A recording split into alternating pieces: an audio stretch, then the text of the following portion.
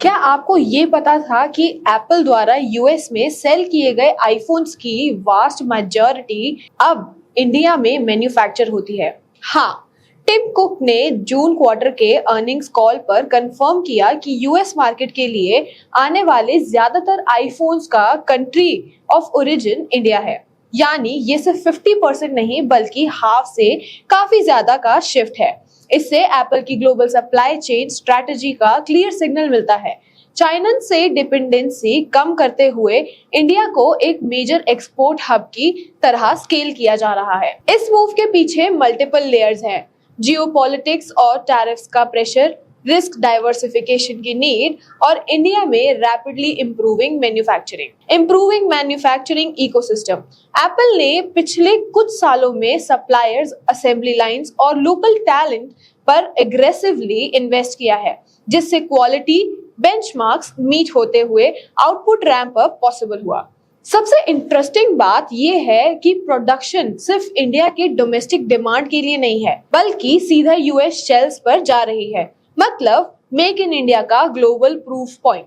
अब एक चीज समझना जरूरी है, वास्ट मेजॉरिटी आईफोन्स इंडिया से आ रहे हैं, लेकिन एप्पल के दूसरे प्रोडक्शन जैसे मैकबुक, आईपैड और एप्पल वॉच का मैन्युफैक्चरिंग बेस अभी भी लार्जली वियतनाम सेंट्रिक है।